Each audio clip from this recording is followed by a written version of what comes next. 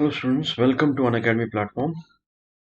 You have daily classes here, then there are structured courses, and there are live tests and quizzes, and you have unlimited access if you subscribe. Then you have Unacademy Learning app, which is available on both Google Play as well as App Store. You have the same videos, structured content, and many other things on platform on this app also. This is about me, and this is my Telegram link. Okay, and this is my Unacademy profile link. So this is there to ask. You are free to ask your doubts here. So any doubt that you have in my lectures, you can just ask me. Okay, I'm going to reply your doubts, resolve every single one of them. So along with me, these are the top educators that you have in Unacademy. So you can go and watch these courses that they are offering. These are the different plans for subscription. So if you go with Plus, these are the live. You'll get live classes, then test series, unlimited practice, structured schedule. If you choose Iconic, you have this very additional benefit of having personal coach, daily mains answer question practice, study planner, personalized feedback also. Now these are different plans which are available for subscription, and they are of different durations, and you can select according to your choice. Okay, and now if you choose any subscription, you can apply this very code, that is Amit PS, and when you apply this very code, you get 10% discount. Again, these are the same different subscription plans for the different time periods. Okay, while subscribing, go with this very coupon code, that is Amit PS, in order to avail 10% discount. Okay, again, these are the different plans to subscribe. These are the optional subjects which are available on platform, and here I'm going to take PSIR. Again, these are different subscription plans for the different periods. You can choose according to your requirement. While subscribing to these very plans, if you apply this very code, that is Amit PS, you get 10% discount.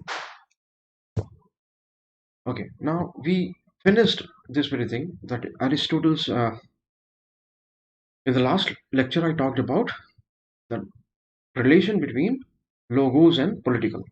Okay, so that very relation was to be studied when Plato says that man is a political animal. Okay, now there I explained you that what makes man political, and then we discussed that man is political not because of any biologically implanted desire that he has. It is not because of any biologically implanted desire, and it is also not because of instinct. There you saw that man is political because man has logos. Okay, logos, that is the power of speech. Okay, power of speech and reason. Okay, and it is not just about the language, it is about the common language that we have as humans. Okay, so that was something which was making us political.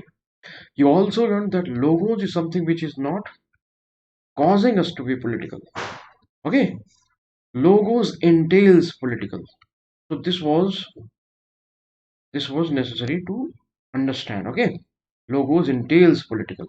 I've explained all that in my previous video. Now we are going to talk about Aristotle's most practical state, or practicable state. That is the actually more correct word. Most practicable state, or most practical state.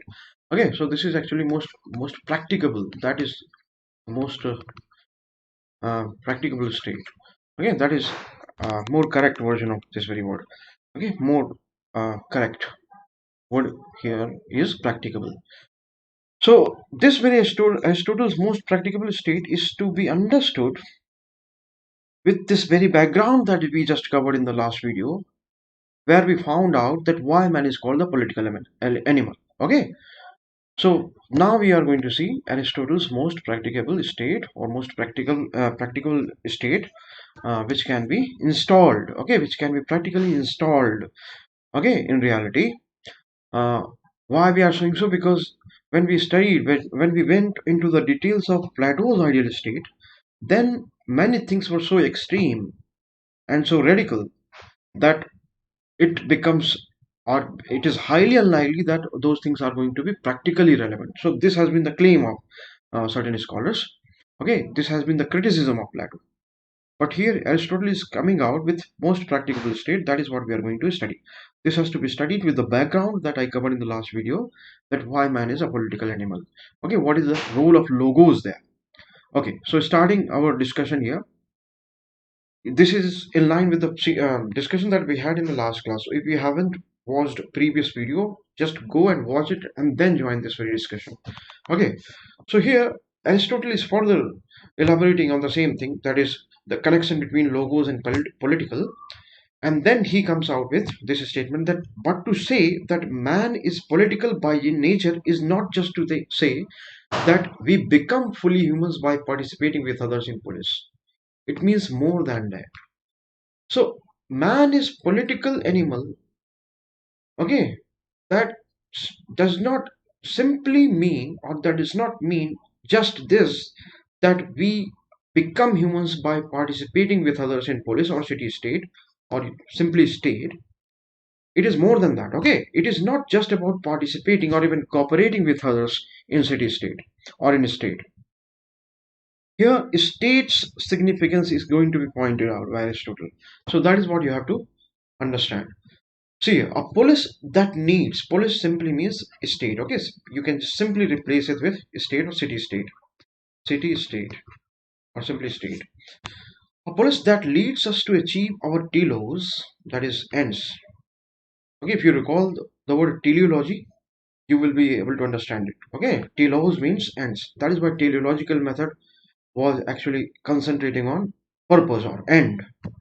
Okay, if a polis that leads us to achieve our telos, that is ends, must be held together by bonds of trust. Okay, by bonds of trust. We cannot trust all people. Yes, we cannot trust all people. That is true. Trust can only be extended to a fairly small circle of friends and fellow citizens. This is logical. Again, Aristotle. If you recall that I told you that Aristotle builds theories by coming out with logical arguments one after the other. So this is actually the typical way he proceeds with his theories. Okay. So a polis that leads us to achieve our telos, that ends, must be held together by bonds of trust.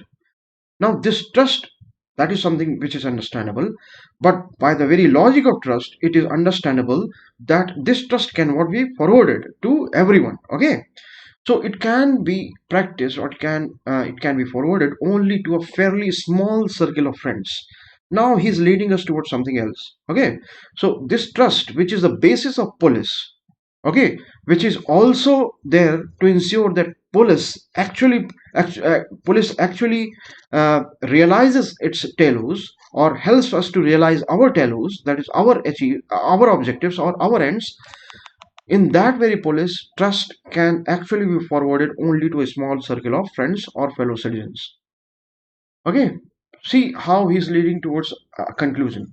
Only a small city, because trust can be forwarded to only a small set of individuals, that is friends and fellow citizens. That is why only a small city is small enough to be governed by trust can be political. Okay, so that is what Aristotle is coming out when with his most practicable state or most practical state. He is trying to say, or he is trying to establish by these very logical arguments, that a city state, that is polis, cannot be uh, cannot be very large, because it cannot consist of a very large population, because in that kind of population, that large, when people are present in that large number, then that trust, which is the basis of polis or the cooperation among people in polis, that trust will not exist there. Okay, if that trust is not exist there, then we cannot truly call it political. Okay, it is not political in true sense. That is why he is actually favoring and supporting only a small city. Okay, only a small city state, small enough to be governed by trust, can be political. Okay, the alternative to this city, that is empire, can be ruled only by only despotically. So if there is a large number of population, or large population is there, okay, in a large megapolis or empire, okay, or any conglomerate, or in any cosmopolitan state, those kind of polities, those kind of political orders can be controlled, can be ruled only despotically, only by a despot. Why? Because the kind of trust that is needed for any police to be for becoming truly political, that kind of trust will not be present with large population, or will not be present in a city with large population. Why? Because because the very quality of trust is such that it can be extended only to a fairly small circle of friends and citizens. Okay, so it follows that police can never be a universal state. Okay, it can never be a universal state. He is going to favor only a small city state, which can only be which only can be called a police, and where you see political. Okay, where you will find things political, because trust will be present there, or trust can be practiced there. It can never be something that incorporates all humankind. Okay, because it is difficult to forward. It is difficult to have trust or forward it to all humankind. It can be forwarded. It can be had only in a small circle of friends and fellow citizens. Okay. Now that is why he's saying that this kind of police can never be a cosmopolis or a world state or even a league of state. Those all those entities are possible. Plato is not denying that they can exist here. Okay, they do exist there, but that is not the kind of polis that you will have when man is truly being political. Okay, because being political will not involve just the interaction with the masses of other individuals. It is going to involve a great deal of trust among them. Now, the quality of trust is such that it can be forwarded, it can be had only in a small section or a small group of people and fellow citizens. That is why cosmopolis or world state or even a league of state, those kind of things cannot be polis. Okay, it must be small enough to be governed by common language of justice. Yes, if it is large, then if it is very large, then that is not possible. Okay, that is not possible. Citizens should have certain kinds of common experience. Okay, common memory that shapes the city of people. What kind of common memory? It is indicating against words, for example, legends, common heroes, okay, common lifestyle, common clothing, all those kind of things. These kind of experiences should be common, okay, and they can be common only in a small circle of friends and fellow citizens. So, large polyglot or multi-ethnic community of today would not allow for sufficient mutual trust and friendship, and would not count as healthy political community. This is the view of Aristotle. Okay, so this is what he has to say regarding the most practicable state. So, for in order to understand, you can say that for Aristotle, India as a political entity is not a kind of police that he is going to favor. Okay, because we have India has multi ethnic community. Okay, various communities are there which belong to different cultural groups, different ethnicities. So that is in that kind of setting, that conception of polis that he is proposing is not possible. Then further he says that citizens of such city can only reach their telos through participation in the office of city, and large cosmopolitan state may allow each individual the freedom to live as he likes. Okay. Now, what he is saying that telos, the ends, the purpose, objectives of individuals can be achieved only through participation in the offices of the city. Okay, and in large cosmopolitan state, that particular thing is not going to be possible, because there the individuals might be having or might be choosing their own path, of their own path or their own course of action that might not be in sync with others. Okay, and that might not go well with others because of the lack of trust or harmony or coordination or cooperation. Okay, that is what he is indicating towards. But this is not the freedom as Aristotle understands it. understand that in large cosmopolitan, people are not going to all people may seem to be having very uh, large amount of freedom or liberty because they can just go and choose their course of action. So this might seem freedom to you, but Plato does not understand freedom in this sense. Okay, so Plato does not consider this particular thing to be freedom. What? Which thing? That in large cosmopolitan state, this very state may allow each individual to live freely or to choose the course of action whatever they like. Okay, that kind of freedom state, a cosmopolitan state may allow. Okay, why that kind of freedom may allow? Because here people are not deciding everything on collective basis. Okay, in a small city state, just like family, they are going to decide everything by taking into account the advices, the wishes, the desires of everyone. Okay, that kind of cooperation would exist in a small city state, that is Polis. But this kind of cooperation might not exist, okay, or may not exist in cosmopolitan state, and there it would seem as if individuals have full freedom to choose their course of action. So if this is full freedom, then this is something that should be appreciated. Yes or no? In large cosmopolitan state, if individuals have this kind of freedom, then that should be appreciated. But but that is not what Aristotle means when he uses the word freedom. So for Aristotle, freedom is not this. Okay, this kind of freedom is not actually freedom for Aristotle. Then why this kind of freedom is not actually freedom? This is explained in the next statement. This is not freedom as Aristotle's understand it. Okay, so what is freedom according to Aristotle? For him, for Aristotle, freedom comes through exercise of political responsibility. Okay, see the original thinking of the philosopher here. So freedom means what? It is something which is going to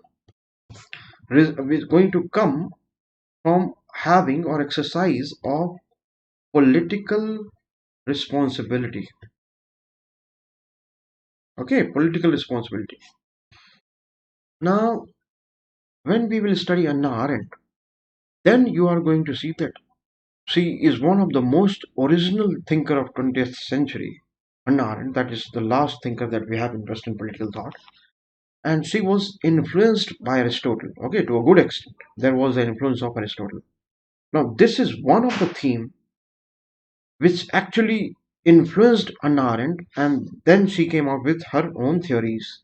Okay, I'm just telling you because you will be recalling this very thing when I will explain Anna Arendt's theories. Okay, so for him, freedom comes through exercise of political responsibility, which means responsibility as a citizen and also for fellow citizens.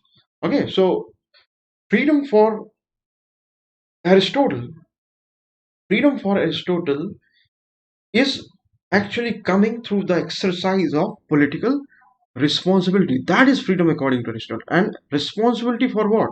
Responsibility for both as a citizen and also for your fellow citizen. That is going to generate freedom. This might be difficult to digest, but this is what it is. Okay, although I'm going to explain it further. It follows that freedom for him is not living as we like. Please see this very statement here. The meaning of freedom will be clear more. Okay, will be more clear. It follows that freedom for him is not living as we like, but freedom is informed a certain sense of restraint. Okay, so for Aristotle, freedom involves a certain sense of restraint. Okay, freedom is not in a kind of lifestyle when we are completely free to do whatever we want. No, freedom actually is always, according to Plato, freedom always exists in informed sense. Okay, so information of what? This information about the limits of freedom, or information about the boundaries that should not be breached. Okay, boundaries that should not be violated. One very good example is this, that one might claim that I have full freedom because I can move my body. Okay, I can move my hand, I can move my legs, I can um, just shake my hands with someone. This is freedom. I have full freedom over my body. But in that very situation, this very fact that one does not have freedom to move his fist, or one's freedom to move his fist ends from the point it starts touching someone other's nose. Okay, समझ रहे हैं? इसका मतलब ये है कि एक इंसान की फ्रीडम अपनी बॉडी को मूव करने की उस पर्टिकुलर टाइम में खत्म हो जाती है जहां उसकी मुट्ठी किसी के नाक को छूने लगे. समझ रहे हैं? तो that idea, that knowledge should be there with someone who is trying to move fist. Okay, move his fist. That my freedom to move my fist, okay, in whichever way I want, ends. My freedom ends there the moment it starts touching someone's nose. Okay, so this kind of knowledge is inherent in real idea of freedom. That is why he is saying that freedom is informed. Okay, so if I truly have freedom, if one can be called to be truly having freedom when one knows that when he has to stop moving his fist.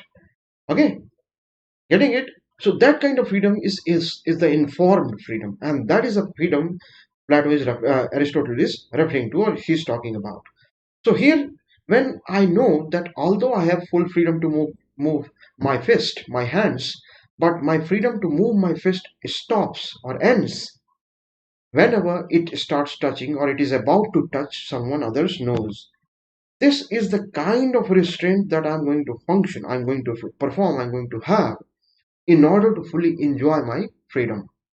And that is one example of the informed freedom that Aristotle is talking about. Okay, I hope you understand it now. It is in the awareness that all the things are permitted that good society will be one that promotes a sense of moderation, okay, self-control, self-governance. Okay, so it is in the awareness that not all things are permitted. Freedom क्या होती है? Freedom से ये पता होता है, जिस freedom के कॉन्सेप्ट में ये चीज पता होती है, ये चीज इनहेरेंटली वहां पास एग्जिस्ट करती है कि फ्रीडम का मतलब ये अवेयरनेस भी है कि कौन सी चीज अलाउ नहीं है. तो मेरे एग्जाम्पल में फ्रीडम का मतलब ये था कि मुझे पता था कि हाँ, मुझे अपनी मुट्ठी को किसी भी तरह से घुमाने का अधिकार है, मैं फ्री हूं उसके लिए, लेकिन मेरी ये फ्रीडम खत्म हो जाती है जहां मेरी मुट्ठी किसी की नाक को छूने लगे. ओके, या मैं मेरी आजादी किसी दूसरे की आजादी में को इंक्रोच करने लगे. So that is something, that kind of restrictions or restraint should exist or do exist in the real concept of freedom. Okay, so one can be truly exercising freedom when one is aware about the limitations of freedom, and one is aware about all those things which are not permitted. Okay, that good society will be one that promotes a sense of moderation, okay, self-control and self-governance. Aristotle is going to talk about going to talk a lot about moderation. As I told you, golden mean is the golden rule. Then he's also going to stress on his self-control and self-governance. Okay, to a good extent, he's the one who points out, who tells you about the importance of self-governance and self-control. And this is the concept that I'm going to relate when I'm going to teach you the theory of slavery. Okay, his opinions over slavery, not exactly the theory of slavery, his opinions on slavery. And this is the kind of freedom about which Adventus says that are inseparable from the experience of freedom. What? Self-control, self-governance. Adventus, if you recall, the person who was there when justice was being debated among Socrates and many other people. Okay, so Cephalus, Polymarchus, Thrasymachus, Glucon, Adeimantus, all these were there. Okay, in the debate of justice. So he is the same Adeimantus. Okay, Glucon and Adeimantus are Plato's brothers, if you recall. So that a good society will be one that promotes a sense of moderation, of self-control, self-governance, which Adeimantus says are inseparable from the experience of freedom. Okay, so self-governance, self-control, they cannot be separated from the experience of freedom. Now understand, Aristotle's best possible state is simply the one which is neither too rich nor too poor. It is devoid of great wealth or wide expansion of trade and territory, and it had security mechanism from foreign attacks. Okay, it had security mechanism from foreign attacks. So it is not going to be too small or too large. It is not too rich or too poor. Again, you see the golden mean, golden rule. Golden mean is the golden rule. Okay, golden mean is being used here also by Aristotle. So this is going to be common in all his theories. So Aristotle's best possible state, best practicable state is devoid of great wealth or wide expansion of trade and territory. Okay, so great wealth is not there. See, understand, this was something which is found not only in Aristotle but in the Greek civilization as a whole, that people there are not interested in largesse. Okay, so when you see the most classical Greek buildings belonging to Greek civilization, they are not large. Okay, as you find in, say, for example, Egypt. Egyptian civilization concentrated or appreciated the largesse or the largeness of the things. Okay, Greek civilization is not concentrating on the largeness of the things. It is more concerned about the greatness. And greatness is not synonymous with largeness. That is something that you must be must be knowing. Okay, already. So greatness is one thing. The largeness is another. Greek civilization actually focused on greatness rather than largeness. So a polis is not going to be very large state. Okay, so same kind of thinking or same kind of proposition is being favored here by Aristotle in case of polis. It is devoid of great wealth or wide expansion of trade and territory. It had security mechanism from foreign attacks. Okay, now see, it is homogeneous. Okay, because large multi-ethnic communities do not make polis, that you have already studied, and habited by unambitious community which is self-sufficient and not aggressive. It is great and not large. Okay, it is inhabited by community which unambitious is not the correct word here. It is inhabited by community which has a common inheritance or common which share various factors of commonalities. This is what he means.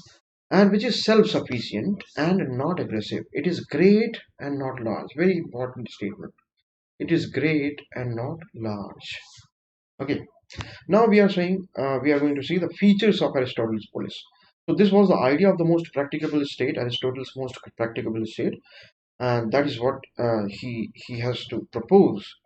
Okay, in form of polis, that is the city state, the most practicable state, and these are the other features of the polis.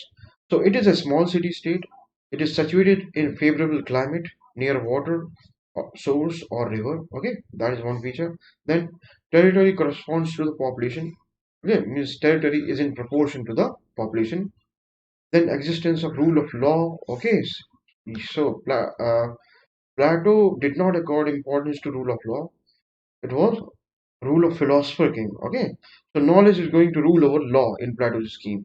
Although he corrected or he rectified this very fault, if at all you can call it a fault, in his book Laws. But Aristotle is favoring the rule of law right from the beginning.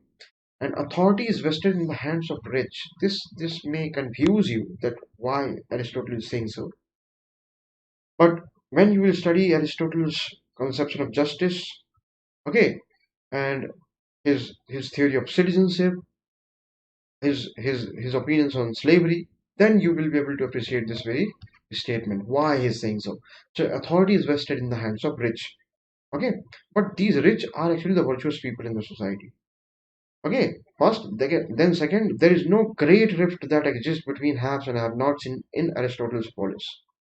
So why he is vesting authority in the hands of rich? That is something that you will realize in our in latter part of the discussion. Okay, in other theories that we'll discuss. So this is the theory of citizenship that is going to be part the next video in our series. Okay. Thank you. If you like the video, uh, you can subscribe, and if you find it useful, you can like it. And if you go for any kind of subscription, you can opt this very code, that is Amit PS, in order to avail 10% discount. Thank you.